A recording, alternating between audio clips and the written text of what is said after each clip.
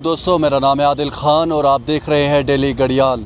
جیسا کہ ہم سب کو پتہ ہے کہ جموں کشمیر کی سرزمین ابتدا سے ہی ادب کے لیے زرخیز مانی جاتی ہے۔ ملک بھر کے ساتھ ساتھ جموں کشمیر کے قلمکار بھی اردو ادب کو پروان چڑھانے میں شانہ بشانہ نظر آتے ہیں۔ آج سری نگر کے ایک ہوٹل میں جموں کشمیر کے ایک مشہور و معروف ادیب مجید ارجمند کی 3 کتابوں کی رسم رونمائی کی گئی، جس میں ایک ناولٹ، ایک داستان اور ان کا شعری مجموعہ شامل ہے۔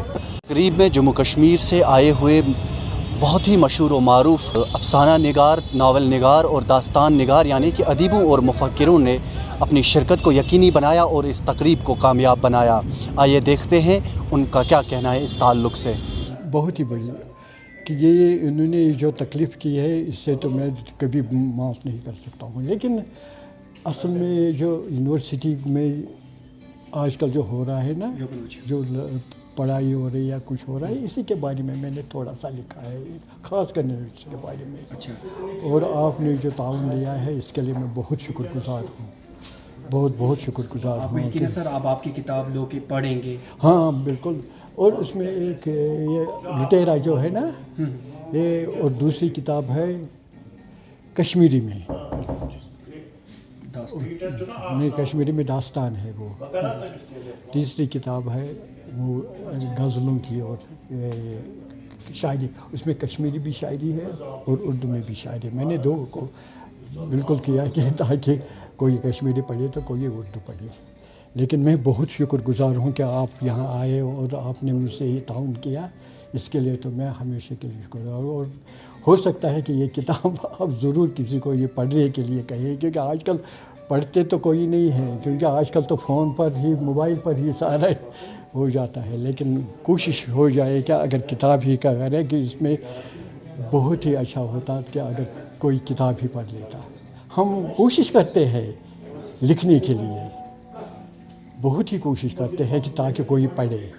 یونیورسٹی میں تو اکثر پڑھتے ہی ہے، لیکن ہو سکتا ہے کہ وہ پڑھے اس کتاب کو، تو میں ان کا بھی خیال کر سکتا ہوں کہ وہ ریسپانس کیسا مل رہا ہے اپنے دوست نگاروں سے؟ بہت ہی زیادہ، اس لیے میں کہتا ہوں نا کہ اگر کتاب ہی پڑھ لیں گے تو کتنا اچھا ہوتا۔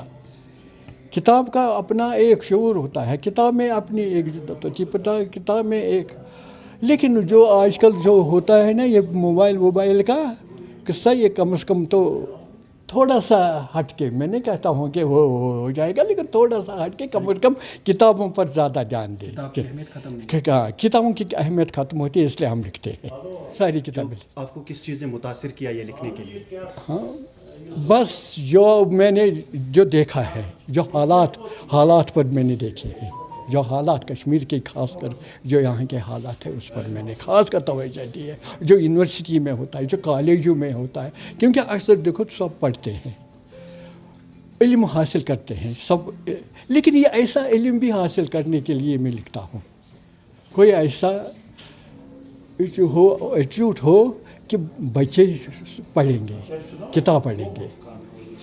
یہ اسی لیے میں یہ کتاب لکھتا ہوں، نہیں کتاب لکھنے کا تو یہی ایک شعور ہے کہ کتاب پڑھے، لیکن آج کل بچے نہیں پڑھتے ہیں۔ ہوٹل شہنشاہ کے کوہ نور ہال میں نگینا انٹرنیشنل کے زیر اہتمام مجید ارجمند کی 3 کتابوں کا اجرا ہوا۔ ان میں سے پہلی کتاب جو ہے وہ ناولٹ ہے لٹیرا، جو اس کی زندگی پر مبنی ہے اور اس کی اپنی زندگی کی عکاسی اس میں ہے۔ اس کے علاوہ ان کی دوسری کتاب پرچھائیاں ہے، جس میں انہوں نے اپنی کشمیری اور اردو شاعری کا مجمع تیار کیا ہے۔ اس میں اس کے کچھ بہترین اشعار ہے جو اردو میں بھی، اردو زبان کے لیے بھی حاصل ہے اور کشمیری زبان کے لیے بھی۔ انہوں نے ایک اور کتاب لکھی ہے گل صنوبر، یہ داستان ہے، یہ پرانے زمانے کی داستانوں کی طرح نہیں ہے، یہ نئے زمانے کی طرح اس نے یہ داستان لکھی۔